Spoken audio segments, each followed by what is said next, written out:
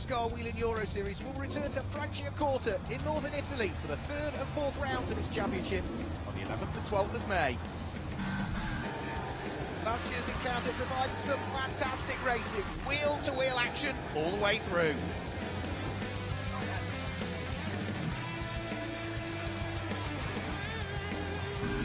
Always run wide, there's lock brakes and they're still side by side. A little bit of contact, and there's more contact, he's put him into a spin. It's another win and more championship points.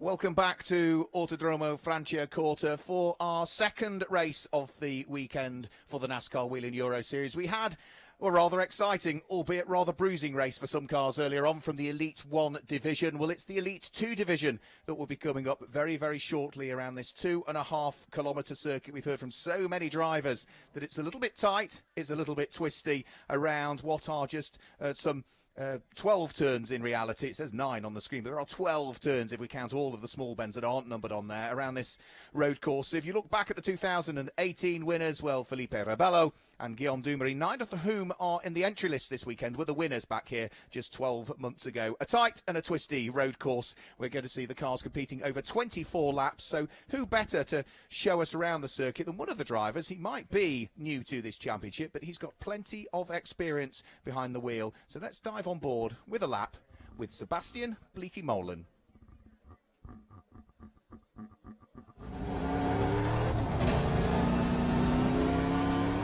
Hello, this is Sebastian Bleekemolen with a NASCAR from Franciacorta. New track for me. It's quite a narrow track, but that makes it pretty special. We're entering now turn 1. It's quite slippery on the exit.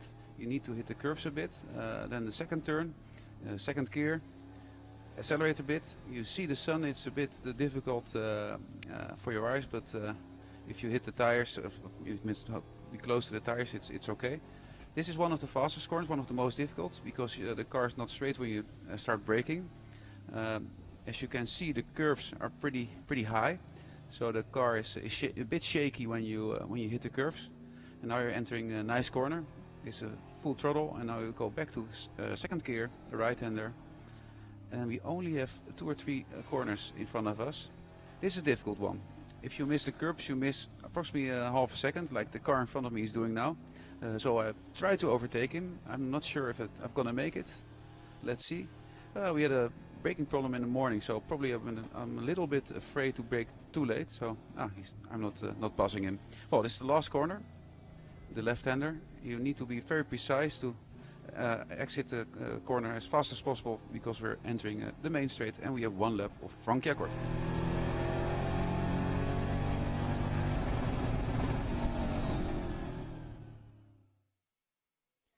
So a great view around the circuit there on board with Sebastian Bleekemolen, who races in the Elite 1 division, and it's another Elite 1 division driver who joins me in the commentary box for this one. We saw him out earlier on today, and he was having a busy old race as well, so I'm delighted to say joining me in the commentary box is Nicola Rocca. Nicola, first of all, welcome along to the commentary box, and second, tell us about your race earlier on. Thank you very much for having me. Hello everyone. First race of the weekend was quite good. After a good quali, we managed to keep P4 for majority of the race. Yeah. I was trying to overtake Jack, but I was a little bit faster at the beginning of the race. But obviously, trying to overtake a Formula 1 world champion. Yeah, exactly. It's not easy. I mean, he knows how to handle pressure, so I could see that he didn't make any kind of mistakes. So I was just a little bit quicker at the beginning of the race. Then after the last restart, I overheated a little bit the tires, so I started to struggle a bit, and I made a mistake. I missed a gear, and I lost 2 positions, and that was kind of it. So not the best race, but tomorrow is another day. We are starting P5, and still we are fighting. We are fighting with the top guys, so that's where I want to be. And yeah, overall feelings are good. Franciacorta is a great track, great race. And I'm happy to race here in Italy, and so I'm pumped for tomorrow. And I suppose for you, with getting a couple of fifth places at Valencia, and albeit it didn't quite go to plan today, but it was still a good finish. It's still more points towards the championship. Yeah, exactly. That's a mindset right now. Like we are taking points. We are not losing many points. Obviously, I would like to fight for the victory, because the victory is the best way to get as many points as possible. But we are just missing a little bit, and I'm sure that from now on we can just improve. A lot of experience. I mean, I've been learning a lot in the last couple of races. Series this year is really high level, so fighting with those guys up there is really fun, really enjoyable. You make a really good point now, and we were sort of discussing it before we came on air as well. In that there were your words, is that the level of this championship has moved up again. You did 3 full seasons with Cal Racing. You're racing for PK Car Sport, and you have seen the level and quality of driver in this championship move up since you first entered in 2013. Yeah, exactly. It's incredible. I mean, I missed a couple of seasons, but in 2016. Staying in top 5, top 6 was kind of easy. It wasn't a big deal. It was always the same drivers fighting. Right now is a completely different story. We are seeing drivers with a lot of experience struggling to stay in top 12. So, yeah, you always got to push, and races are much tense and higher level, definitely. So in fact, it's more difficult to overtake. Drivers make less mistakes. I mean, in general, the series is growing. It is, absolutely, as the cars for the Elite 2 division, you can see, slowly make their way out of pit lane. This race scheduled to get underway at what is 1700 hours, 5 o'clock local time, but such as, I think, been a subtle delay to the timetable with some of the preceding races, it might be a little bit late getting underway, but bear with us, because it gives us more time to talk about some of the cars that are heading out there on circuit. We'll guide you through the grid once the cars are sort of lined up, but looking through what's happened in qualifying, we're seeing Florian Venturi on pole position. He's the driver with the most wins in the field. Division 2 is the most unpredictable division. Florian Venturi's only got 2 NASCAR career wins, because a lot of other large winners in the Elite 2 division have moved on to Elite 1 or have headed off into other series. But he's got a load of rookies around him. On the outside of the front row of the grid, rookie to the championship, Lassie Sorensen. The second row of the grid, 2 rookies. Giorgio Maggio is 4th. He won at Valencia. And Andre Castro, who shares your car, starts on that second row of the grid. So we've got some very quick new drivers in this year's championship in Elite 2. Yeah, definitely. Really interesting championship this year. A lot of drivers that are really close, and there are some good rookies. Andre is really quick. I've been impressed by how quickly he's getting in touch with the car, and he's improving in every practice or every qualify, every race. So I expect him to fight for the victory today. And you talked to Andre Castro, and he's only 19 years of age, but he's a very mature 19-year-old, isn't he? Yeah, exactly. I was impressed by that, honestly, because I remember joining the series at 19, and I wasn't as mature as he is right now. So, I mean, fair play. He's a good kid, and I'm sure that he's going to be able to bring home some good results. And you're already still in your mid-20s, aren't you? You're already 25, is it? Yeah, exactly. 25, still junior, so still eligible for the junior trophy. Yeah. Exactly. But still. But lots of experience, as we say. What's that now? Exactly. 6 years in reality, on and off, of NASCAR experience. Exactly. So it looks as though Florian Venturi not quite on the mark where he needed to be. We can see the flocks of team members and VIPs and guests heading out onto the grid in what are quite humid conditions here at Franciacorta. We were expecting at around this time, the weather forecast originally said we were going to get thunderstorms, or there was a 50% chance of thunderstorms. Well, you can feel the humidity in the air. It's getting sort of cloudy, but the grey clouds seem to have disappeared, so I think we're okay for the moment. Yeah, up until yesterday night, we thought that race 1 Elite 2 would have been under rain 100%, but then today it looks like it's not going to rain. So yeah, I mean, there is a little bit of wind, and normally with the wind, possibility of rain is lower. So we can see the clouds we just briefly caught a glimpse of there in the background, but yeah, it's now sort of moved on a couple of hours. The 60-70% chance of rain has moved from what is 5 o'clock through to 7 o'clock now. The car that was struggling to get round onto the grid, it looked to be going a bit too slowly there, working its way round onto the grid, and that was Alessandro Brigatti, I think. His Ford Mustang seemed to be very slow, making its way onto the grid. Yeah, I'm not sure what's going on there, but yeah, there's a few gaps still on, and there is Brigatti, and that's turn 12. So yeah, he's making it to the grid. It just seems to be a very, very slow lap there. The show continuing as well with the dancing girls there as well, performing their act. You can see the hordes of crowds that are here. In fact, Brigatti's coming in the pit lane, so there clearly was an issue. Yeah, there was an issue. All the other cars are ready, so I mean, I think the procedure to start should get ready soon. And that, if memory serves me correctly, that was a car that also had a problem in qualifying and stopped out on circuit. So Alessandro Brigatti is already a little bit out of position to otherwise where he might have been. So that's the Racers Motorsport Chevrolet Camaro of Alessandro Brigatti, a driver who was racing in the FIA Karting Academy back in 2014 and moved on and did a bit of CIK FIA KF2 karts. But the grid, looking as though with that exception, is fully formed. And this year, changes to the regulations for this year mean that the Elite 2 drivers have a slightly shorter race than the Elite 1, but they get more qualifying. So the track time equals out. Do you think it's important as an Elite 2 driver to have that little bit extra in terms of qualifying, the 20 minutes they get as opposed to 10 for your group?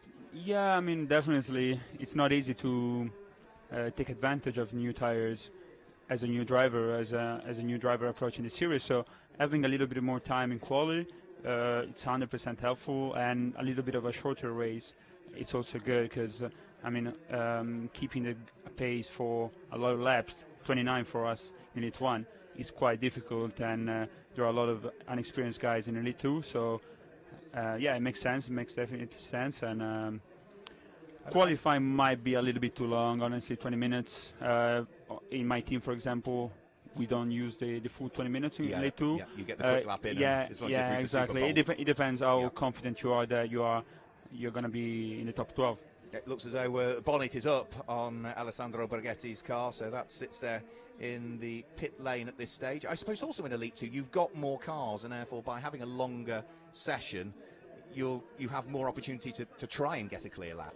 Yeah, exactly. It's never easy to do and complete a clear lap. It's always so easy to do a fast lap, but then the lap after you're going to be quicker in another sector. So you know that you have the potential to be quicker, but you're not going to make it a full quick lap. While if you have 20 minutes, normally, yeah, you should be able to complete a really quick lap. So the potential should be the actual one. We'll go through the grid very shortly. We'll wait until all the people are off the grid, and then we'll sort of try and pick out certainly the colours of some of the cars towards the sharp end of the grid, and we'll go through that with you in a few moments' time. Final few questions before we sort of start to go through the grid and then get on the green flag warming up lap. Franciacorta, a circuit that you like. We know it's difficult to pass. Some drivers say they do like it, others find it frustrating, but a circuit you enjoy? Yeah, I enjoy. It's the first time I raced here, so I don't have a lot of experience so far, but I 100% enjoy. It's quite technical. It's not easy, even though it's quite short. But to be on the limit is a good feeling. And I mean, I always enjoy driving these cars, and it's quite enjoyable to drive these cars in Franciacorta. What's the most difficult corner on the circuit? Good question. There are a couple of difficult corners. Maybe for me, it would be T6, T7, because at the exit of T7, the slowest corner, we have a lot of traction issues, so it's not easy to get on throttle. Get the power down, yeah.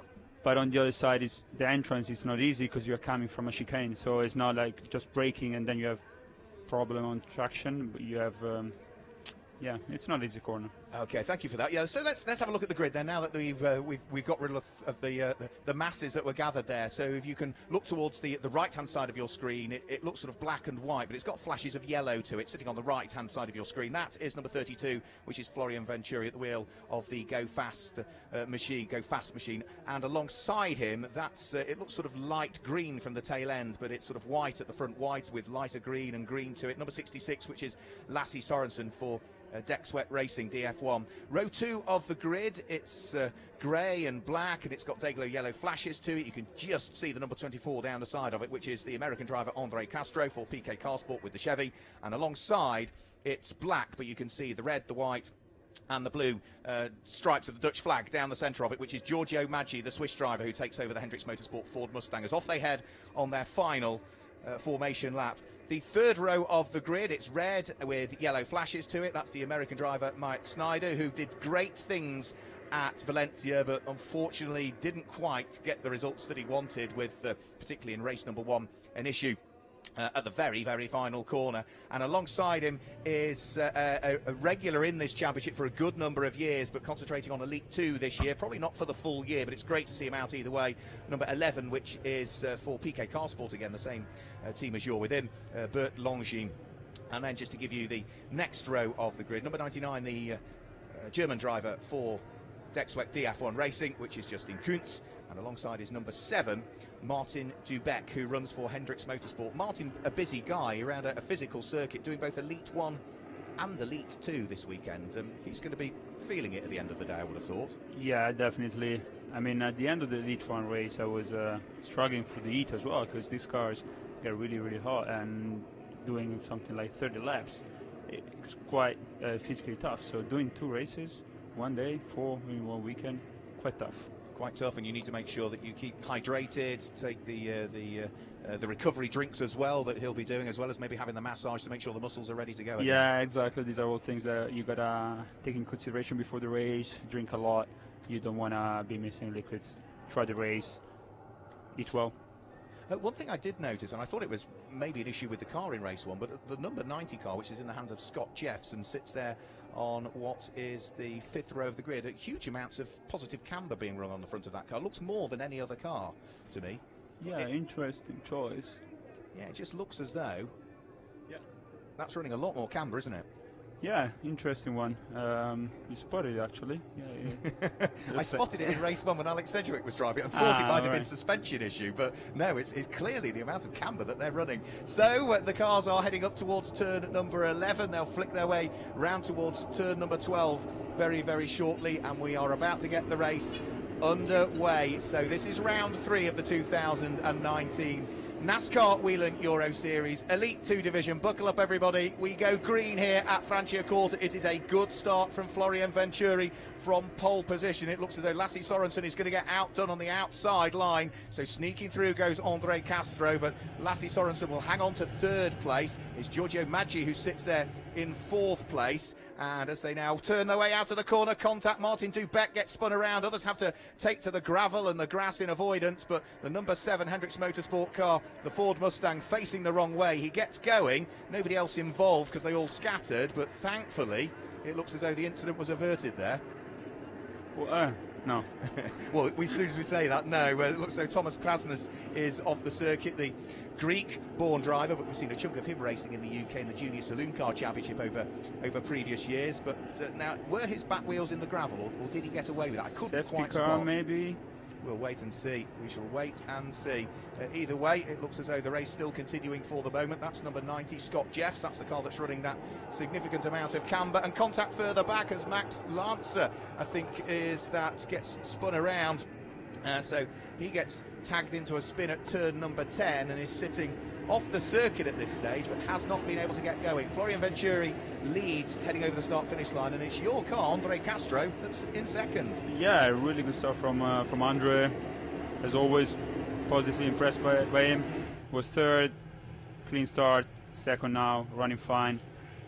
And pulling away from from the number 66 car of Lasse Sorensen, who sits there in 3rd position. So Andre Castro, the leading rookie that we've got in the field in the early stages of this one. It was Lasse Sorensen on the grid in 2nd place that was the leading rookie, but Andre Castro has taken over that, and into the pit lane comes number 1. So Thomas Krasnes is heading towards pit road as the race continues. No safety car required just as yet, covered by localised yellows. Florian Venturi, twice a race winner in the NASCAR Whelen Euro Series, out front and leading the race, with Andre Castro in 2nd place, Lasse Sorensen in 3rd place, and 4th place is going the way of winner from the first race of the season at Valencia, Giorgio Maggi. So looks as though the race leader getting away, and then 3 fighting over 2nd, 3rd and 4th. Yeah, Venturi has a really good pace, but then I think all these guys behind, P2, 3, 4, 5 and 6, they probably have a similar pace, so probably they're going to fight all race long. I'm sure that Bert Longines is going to be fighting as well. He has a lot of experience, and I know that he can be quick as well as 48 Snyder. He showed us, that he has the pace. Chevy, Ford, Chevy. That's the order of the top few positions at the moment as they thread their way round through turn number 3 up towards turn number 4. Now, for Florian Venturi, leading the race, trying to break away, so clearly pushing hard in the early stages. Do you think he'll build the advantage he wants and then just ease things back again and try and control the gap? Yeah, probably right now he's pushing really hard, also thinking about race 2, because obviously doing a quick lap at the beginning of race 1 enables you to start in a good position in race 2 as well. So that's crucial for the weekend.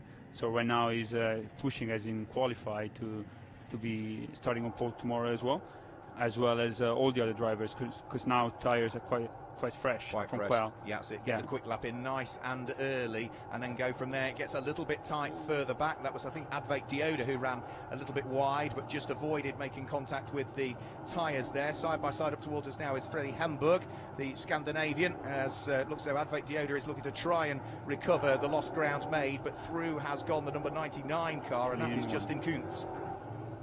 Yeah, I mean, good fighting.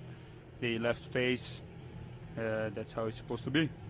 So they're all busy squabbling away at the moment. There is number 11, which is Bert Longines. He is threading his way around the circuit. Inside the top 6 currently is Bert Longines as he sits there in 5th position. Myatt Snyder is in 6th place, rounding out the top 6. But Florian Venturi leads after 4 laps by quite an impressive 2 seconds at this stage. The battle we can see in front of us now is for 7th and 8th position.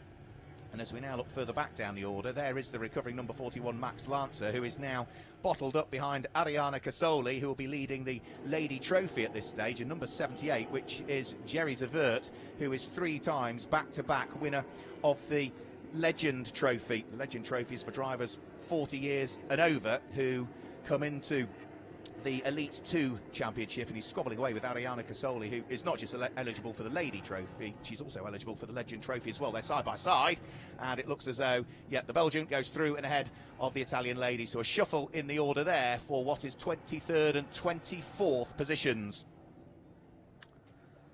Yeah, looking like Creanor is quite comfortable. She has been improving a lot. She has been my teammate for quite a few years in Cal, and this year I think she made a big step, and she's quite quick. She's getting quicker and quicker all of the time, isn't she, Ariana?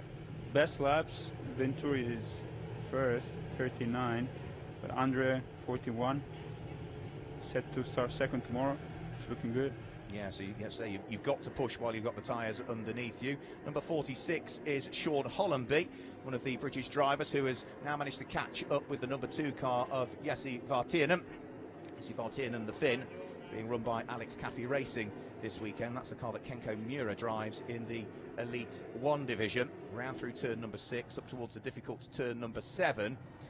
And we can now see also another fight that's going on for 13th and 14th position. 13th place is the youngest ever driver in the NASCAR Whelen Euro Series. Unbelievably, just 16 years of age is Ben Creanor. And that's a problem, and that is Florian Venturi. Venturi's got a problem. The car's slowing out on circuit, and it was all going to plan, and then all of a sudden, Nicola Rocca, how cruel can motorsport be? Incredible. I mean, incredible. Left without words, because he was obviously the quickest guy on track, and I'm really sorry for the kid. Such a shame, but he had the pace. He's going to be able to fight for the win tomorrow as well. And another driver that's out is Scott Jeffs. Here's a rather frustrated spectator. Down pit road goes number 1, which is Thomas Krasinnis, clearly with whatever the problems were for his car in the early stages now sorted.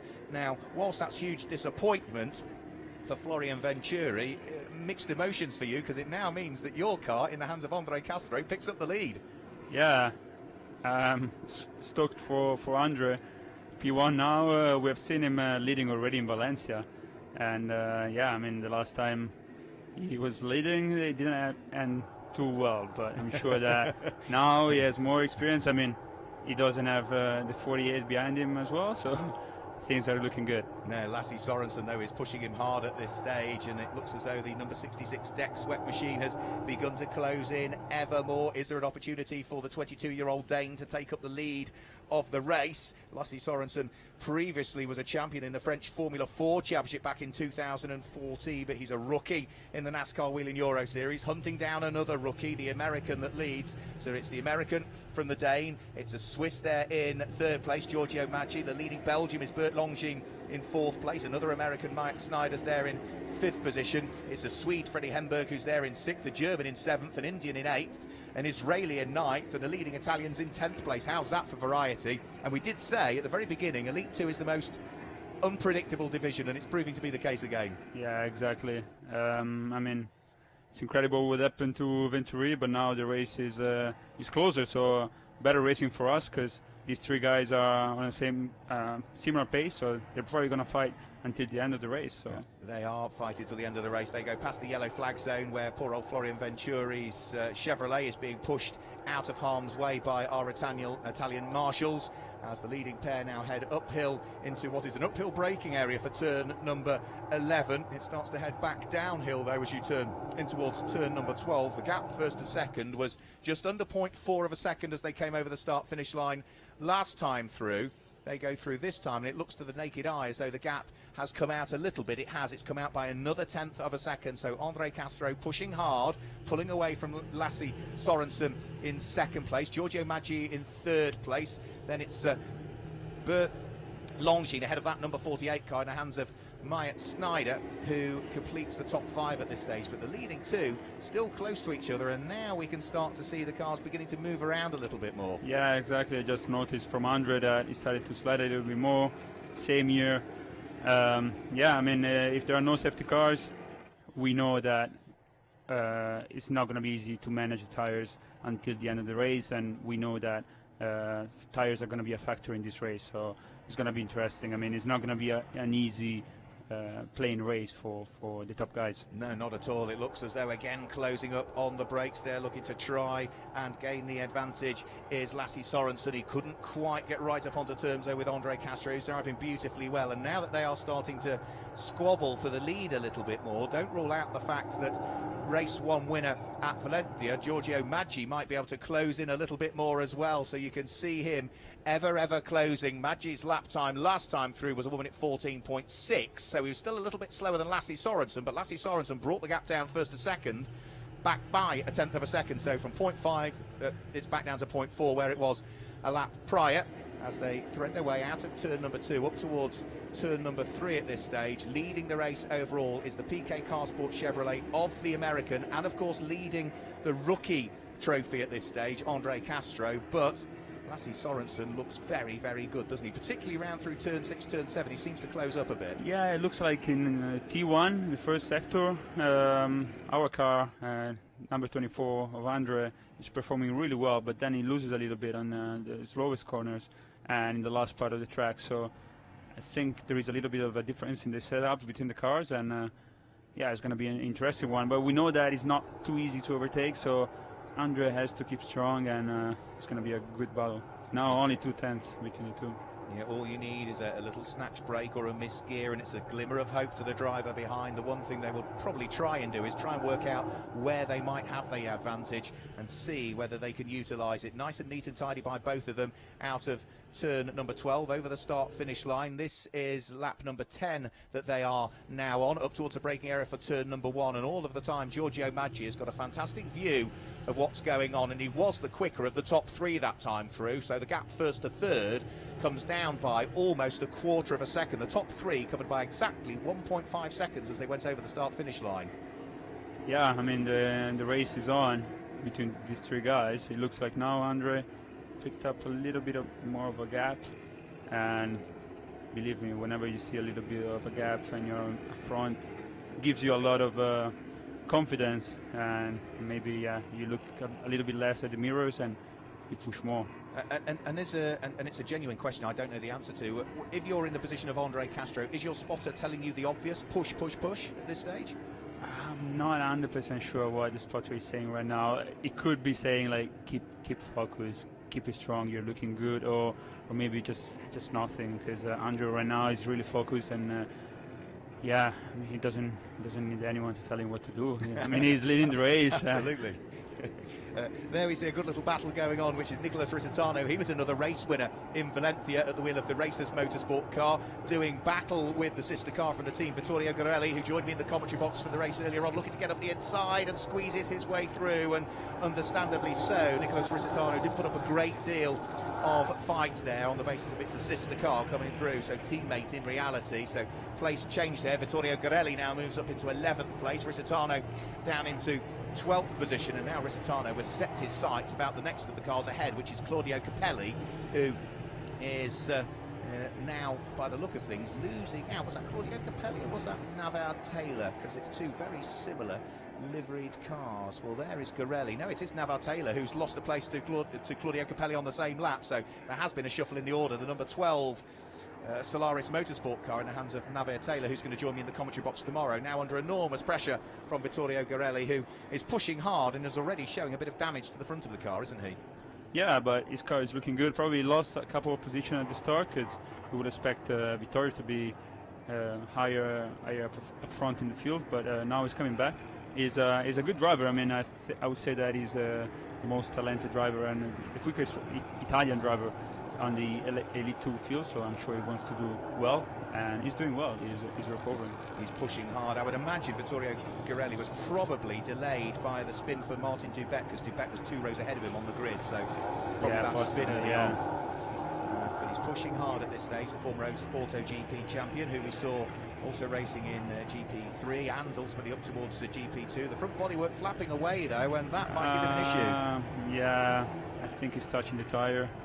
That could be a problem. The best thing it could do is probably part company with the car, isn't it? Shed the bodywork and then crack on. Yeah, that could be what he has to do if he can keep going. So Andre Castro still out front and leading. He's now getting into a little bit of traffic though, because he's just about to catch Arianna Casoli, who is circulating towards the tail end of the field. Sensible driving by Arianna. She's been around long enough to know what to do. Blend out of the throttle, move out of the way, allow the race leader Andre Castro to go through. Lassie Sorensen follows through as well, as will Giorgio Maggi, I would have thought, on the road towards turn number 11, where they're heading now. And we are now on the half-distance lap, so 12 laps about to be completed. On towards lap number 13, so we are now at the half distance point. It's all gone green so far. We've had a bit of action, we've had a few spins, we've had a couple of retirements, but we haven't needed the requirement of a safety car as yet, because it's all been beautifully controlled throughout the field, none least of which for Andre Castro, who at the front has now opened up almost a 1 second gap between himself and Lassie Sorensen. So we're seeing the gap now, the biggest it's ever been, aren't we? Yeah, I mean, it's looking good. Apparently the car suffered for a couple of laps, but then now it's looking much better. It's looking cleaner. Oh, big that's crash. Ben Creanor, who has gone off. That's the youngest driver that we've got in the field, and that car is backwards in the gravel and not far off the circuit edge either. And we were talking about not needing safety cars. Yeah, that's not in a safe place, is it? We might need a safety car there. Not really what Andre was hoping for, and now as he was opening a little bit of a lead. But yeah, for us, for the fans, it's probably going to be quite nice to see a restart. So we'll wait and see as to whether we do need the safety car for that. It's right at the exit of turn number 11 up towards turn number 12, where he's gone backwards into the gravel trap. Whether that was a mechanical issue, a mistake, or whether there was contact, we simply don't know. But that's the youngest driver in NASCAR Wheel and Euro Series history out of the race at this stage. We are still covering it with localised yellows though, so the race still goes on. The lead advantage 2.5 seconds. Sorry, 1.5 seconds. Andre Castro back to Lassie Sorensen. As for the 14th time of asking, our race leader works his way out of turn number 4, down the straight, up towards turn number 5, then the difficult braking area you were talking about at turn 6 and turn 7, which is where they thread their way through now. Elsewhere down through the order, Risitano, the number 8 car, fighting away with Pierluigi Veronesi, and it looks as though he's got ahead of him here because they started the lap the other way round, so place change there. Yeah, it doesn't look like the safety car is coming out. Quite impressed by it, because I mean, the car looks to be stuck there, so probably there's going to be a track it's going to have to recover the car, and normally when the truck is involved, the safety car is normally deployed. But I mean, race direction is taking a decision, and is probably considering it in a safe position. So yeah, we'll see what happens. So we can see here the battle that's going on. It's this great little fight that is going on for 10th, 11th, 12th and 13th position. That being Claudio Capelli, Naver Tallo, Nicola Risitano and Pierluigi Veronesi. But they're going to have to stop that fight for the moment because the safety car is now being deployed so that we can get Ben Creanor's car out of the way. And that's a real shame for Ben Creanor, who's been sharing this number 33 Mitsubishi Motors car with double former champion Luca Lasser. Ben Creanor, as I said, only 16 years of age in the gravel trap. Amazingly, he's done lots of esports racing in the past, but he had his first ever race at Silverstone just on the 13th of March, so only 2 months ago he had his first ever race, in which he finished third, and a few weekends later was heading up to Alton Park in the UK to race something entirely different at BMW to try and get all of his signatures he needed to get the licence upgrades to be able to join the championship. Wow, impressive. I didn't know this story, but there are more and more kids coming out from esports, and there are more and more of them actually competitive on track, so I guess it's a good school, and you learn stuff. Impressive. Well, I suppose, you know, the modern games are, even, you know, the Xbox that you play at home is so technically advanced that you can play around with so many different settings on the car to understand how the car feels differently if you're using a force-back steering wheel, and you can practice the consistency as well. Yeah, exactly. First of all, if you want to succeed in esports, you got to be consistent, and that's a big thing of motorsport, being consistent for the whole race, not making mistakes. And then, yeah, on the technical side, I'm sure that you can learn, you can read, you can change stuff, and probably you can feel differences. So do you use simulators? If you're going to a new, say, we know we go to Most in the Czech Republic for the first time this year, will you do a simulator session before you get to Most, or will you do a test? Yeah, I don't really use simulators. I don't think we're going to do a test. I'm just going to, maybe try to use a simulator, like a normal one that I could just get at home and watch a lot of videos. I've been in Most already. I raced there in former BMW, so I know the track.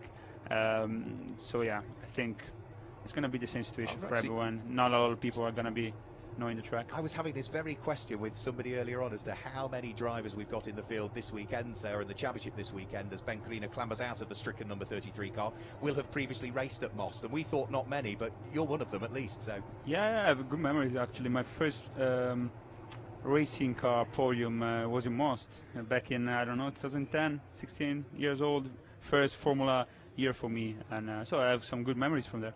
We are at Most, if you're interested in joining us or watching the stream, then put a date in your diary. The 29th and 30th of June, the championship will head to the Czech Republic for the first ever time. We've got another round prior to that, though, and that will be at Brands Hatch over the course of the 1st and the 2nd of June. So from here at Franciacorta, it's on to Brands Hatch, then on to Most in the Czech Republic, before we take in the only oval round in the championship in the middle part of July. We head not to Tours, the speedway in France this year, but we go to Venray, back to Venray in the Netherlands for the only oval round, and that's the last round of the regular season before we then go to the double points playoffs, the all-important rounds where the championship is either won or lost in reality.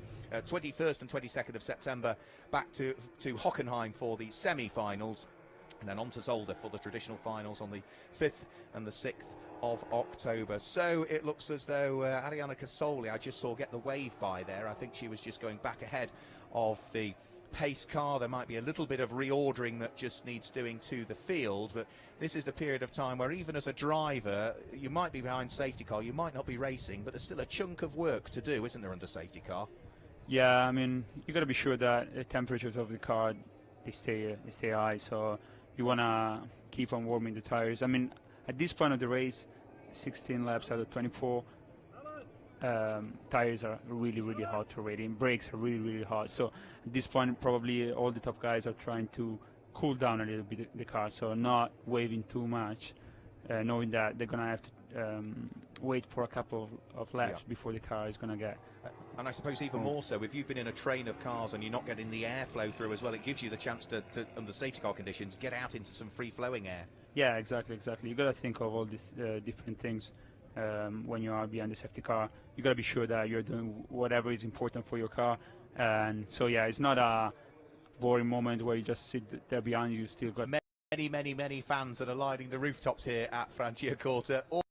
enjoying. We are almost back there with sunshine because all of the clouds seem to have disappeared, and there's more blue sky now than there was at the beginning of this race. So maybe that chance of rain that had slipped back might have disappeared entirely. So still under safety car here. We are currently on lap number 16 of the scheduled 24. Now there's a bit of debris sticking right up in the air of the number 31 car there. Is that the windscreen wiper that's turned the wrong way round? Yeah, probably the windscreen. Moreno di Silvestre. I don't know what happened there. No, neither did I. I just spotted it and thought, well, that's not supposed to be there. But it looks like it's the windscreen wiper on the number 31 car that's sticking up in the air that I just spotted. That's the car that, if you were watching the Elite 1 race earlier on, it was a late addition to the programme.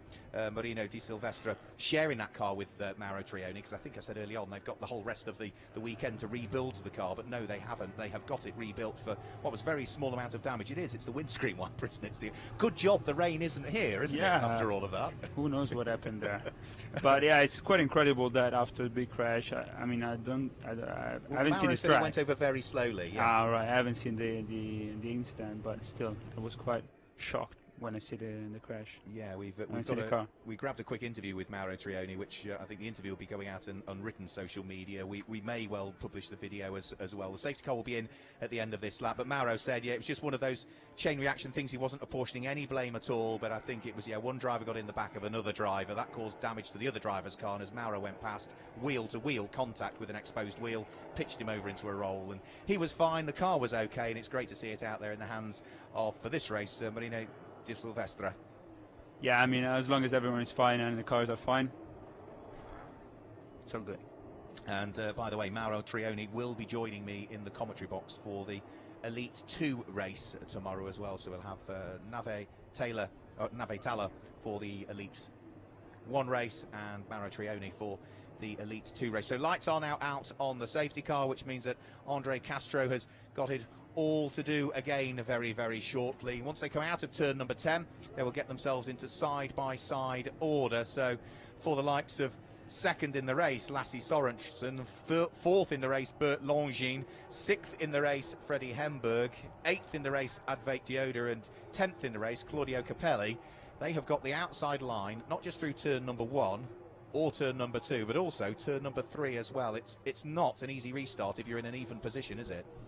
Yeah, I had 3 restarts before from 4th, and I never lose a position. So you can keep the position if you have good braking in turn 1, good braking in turn 2, and then turn 4 is going to be in your favor. So I suppose hope that the driver alongside it's possible. Yeah, I hope that the driver alongside you doesn't run you out as well. Yeah, exactly. You got to have someone sensible. Yeah, exactly. And let's hope that they all are, because we're about to get the race back underway. And as they now head on to lap number 18, Andre Castro has got to try and build that lead advantage yet again at this stage. Remember, he leads the race. He also leads the rookie trophy at this stage. We'll pick out who's leading the legend trophy as well if we can. We know the lady trophy will be led by Ariana Casoli, but it does look as though Lassie Sorensen has hung on to what is second position, and it looks though Bert Longines has got the jump there and has gained a position, so it was a good restart. The reason being there's been contact down at turn number 1, and Max Lancer is going very slowly out of turn number 2, so something happened further back down through the pack.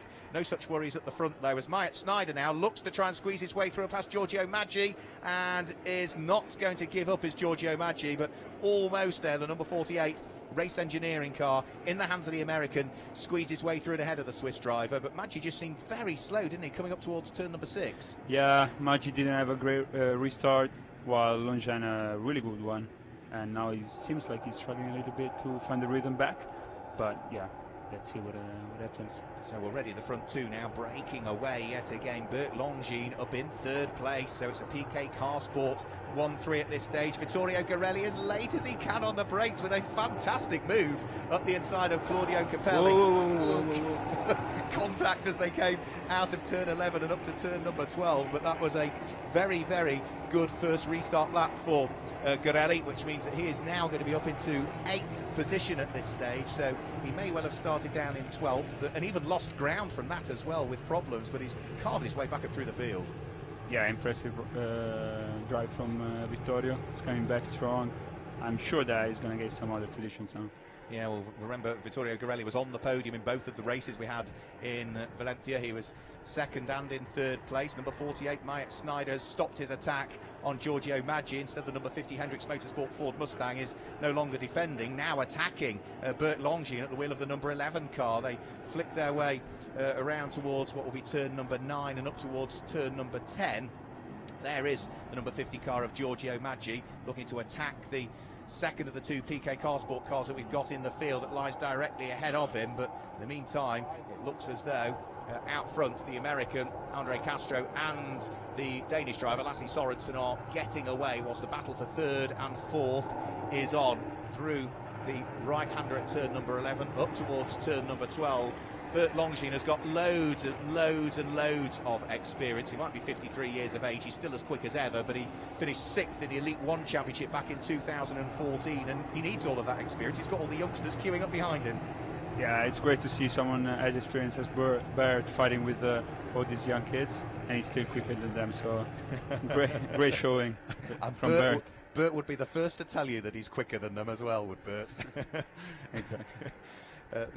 Great little fight going on. Giorgio Maggi, though, can't unlock the door to the final podium place. Is he going to have another go around the outside at 6 to get the inside for 7th? A bit of side-to-side contact between the two of them. That pushes Bert Longines offline. Giorgio Maggi might just be able to squeeze through here, but Bert is fighting back as they head through turn number 8 and up towards turn number 9. No, Longines sticks his elbows out, gives him a bit of a biff back, opens the door, which allows Myatt Snyder to go through 3 wide, almost 4 wide there.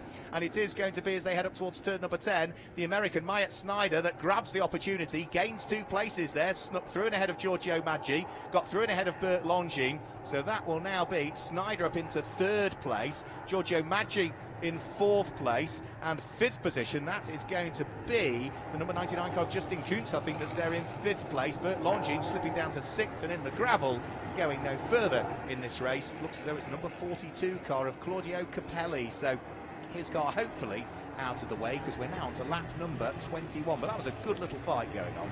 Oh yes, good fight. Wow, I was impressed by Snyder move, because he gained 2 positions in a great way. Unfortunate from Barrett, we were saying some really good things about him. He lost 3 positions, but that's how it is. Yeah, the curse of the commentator strikes again, unfortunately. Yeah, so poor old Bert Longines dropping down through the order. And now look at this fight for the lead of the race. It's not done and dusted yet. Andre Castro under huge amounts of pressure from Lasse Sorensen, who is really coming on strong in the closing stages of the race. This is lap number 21 of the 24. Either way, we are surely, between these two, going to see a new race winner in the Elite 2 division, because we have to look back to 4th position, Giorgio Maggi, to find a driver that has previously won a race in the Elite 2 division. And unless these front two have a similar issue, let's hope not, as happened on the very final lap at Valencia, when Andre Castro and Myatt Snyder got themselves together and took each other out from 1st and 2nd place, and ultimately then it was Maggi that came through to take the win. Let's hope that that doesn't happen. So over the start-finish line, 3 laps to go. The battle is on for the lead. Yeah, impressed by Sorensen. I think it's his first race in the series. He has a really good pace. He's putting a lot of pressure on Andre, but Andre is keeping it strong. He's looking good. They're really close right now, and it seems like the 24 is a little bit sliding around, but yeah, we'll see if he manages to keep it strong. They are going to push each other to the very limit, aren't they? You can see them not quite bumper to bumper, but there's a quarter of a car length between the pair of them, but it is still the American ahead of the Scandinavian, nose to tail for the lead. Myatt Snyder might be able to catch up, but he for the moment is about 3.5 seconds behind at this stage. So there's the relative gap between the front two. You can see Snyder some 3.8 seconds back in 3rd place. Giorgio Maggi still in 4th, ahead of Justin Kuntz, Bert Longines, Advet Dioda, Vittorio Gorelli and co. And a spin for Bert Longines in the background of the shot. Bert Longines just applied the power, it looked a little bit too early there, and late on in the race. Do you think that was the problem, just too keen on the throttle? Unfortunately, something that can happen. The last couple of laps, with these tires and in this track particularly, you slide a lot, so it can be quite difficult to keep control of the car. Yeah, just couldn't. Did something happen in the first corner between the two? As change for the lead of the race, Lasse Sorensen leaves it very, very late to dive up the inside and grab the lead of the race at turn number 2. Fantastic move from Lasse Sorensen, and Andre Castro all of a sudden it seems looks to like be something slowing. happened to Andre. There's a problem with the 24 car. Poor old Andre Castro. It happened on the very last lap at Valencia. It's happened on the penultimate lap here at Franciacorta. Now, is that you wouldn't have thought it would be something in the drivetrain. Maybe it could be gearbox, could be a puncture possibly. We simply don't know, but that is such a shame, isn't it? That is a bitter pill to swallow. Yeah, I mean, I am without words. After Valencia leading the whole race like this, 2 laps to go, I don't really know what happened, but looks like something mechanical broke. So. And it does look as though Lasse Sorensen, in his first weekend of racing in the NASCAR Wheeling Euro Series, could be on for a race victory here. He is just heading round through turn number 12 over the start-finish line to start what will be the last lap of the race. And Myatt Snyder, the American, in second position, is not that far away, but he's got his hands full of already a race winner this year, Giorgio Maggi, who comes into this weekend leading the championship standings. Giorgio Maggi, he won the first race at Valencia. In the second race that we had there, he finished just outside of the top 6 in 7th position. So he comes into this weekend leading the championship by 1 single point over his rival Vittorio Gorelli. Gorelli is down in 6th position as we start the last lap in the race. So for Giorgio Maggi, if he's got a championship to think about, he doesn't need to attack, does he, Myatt Snyder? He can sit behind him because there's only 1 extra point in it, and his main rival's further back down through the order. Yeah, exactly. The big difference between second and first place, second and third, it's only 1 point, so not a big difference. If I would be number 50, I wouldn't try and go ahead.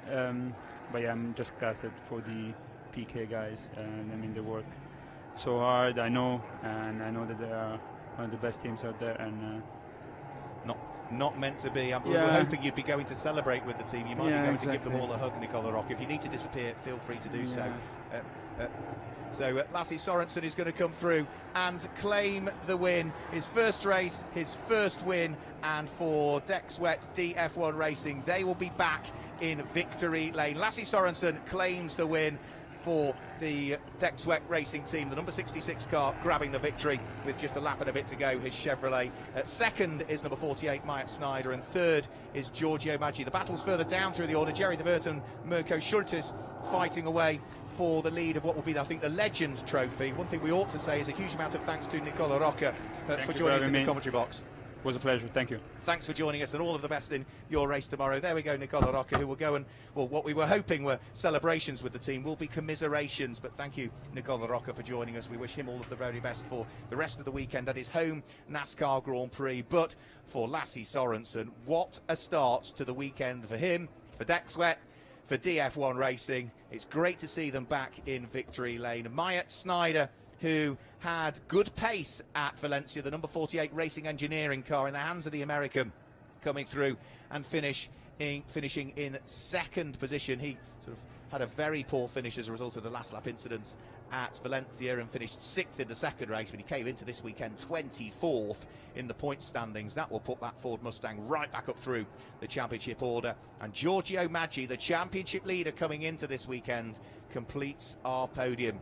And what was an enthralling race. You've got to feel sorry for the number 24 car in the hands of Andre Castro, but equally, not only did he retire out of the lead, remember, he wasn't the only one to have retired out of the lead, because Florian Venturi had the same fate happen to him earlier on in the race. So confirmation of the results then on your screen. Lasse Sorensen claims the win, Myatt Snyder in second, Giorgio Maggi in third, ahead of Justin Kuntz and Advait Diodar, who was there in 5th place. Vittorio Gorelli was in 6th place. 7th goes the way of what will be Nicola Ritano. 8th is Nave Talor, but Longines recovered into 9th, and Pierluigi Veronesi was completing the top 10. We lost a few cars out there. We lost Thomas Krasinas, we lost Ben Creanor, we lost Scott Jeffs, and I think for Eric Clement, the number 88 car, I don't think actually completed a lap. There may well have been issues with that car that potentially even prevented him appearing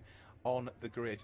So we will be able to I think, see probably some of the scenes down in Victory Lane. I don't think we're going to be grabbing an interview with the race leader, but there is a very, very happy team and a very happy Danish driver, Lasse Sorensen, coming through to claim victory, his debut weekend in the NASCAR Whelen Euro Series. And, well, could it have gone any better for him and for the team as well? So the rest of the cars all heading towards Park Ferme. Hopefully we'll be able to see the reaction of Lasse Sorensen when he gets out of the car, because that man is going to have a very, very broad smile on his face. So you can see the podium in the background, and he'll be standing on the top step of the podium very, very shortly. But the first thing he's going to do, I'm sure, is celebrate with the team. And yeah, rightly so. He is receiving the congratulations of the crowd down there in Victory Lane.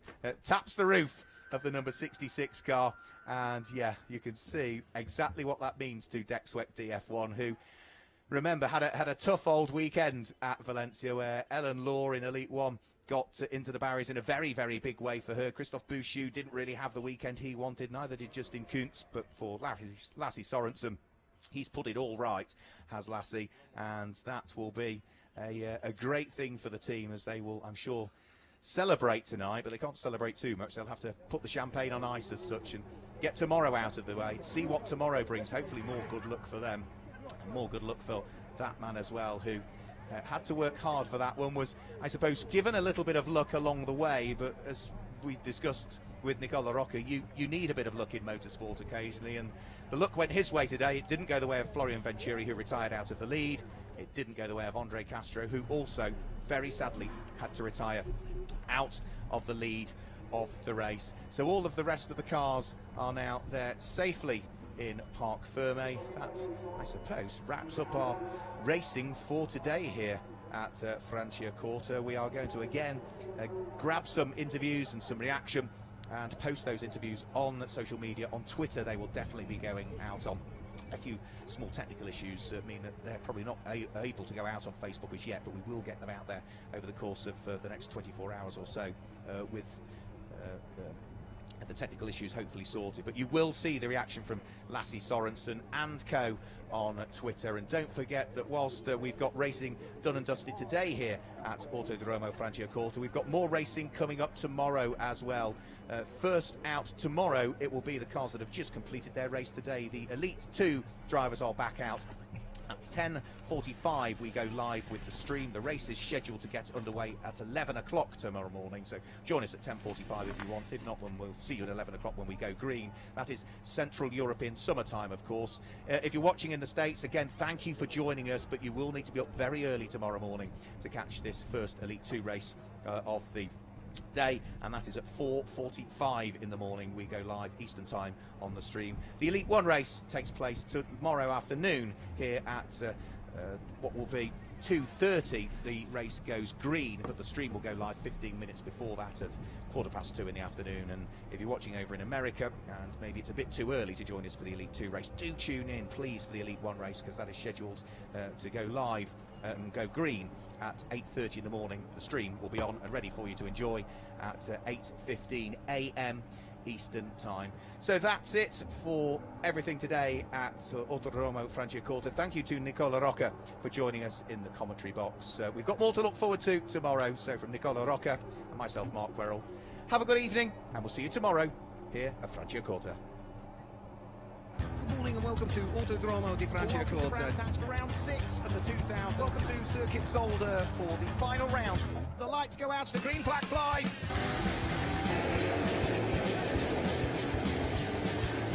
It's all very tight up towards turn 1.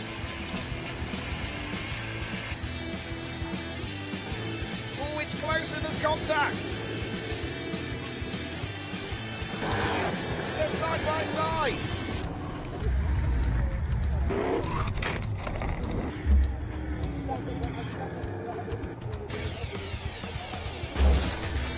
When the checker flag falls and the race is done, it's always time for celebrations.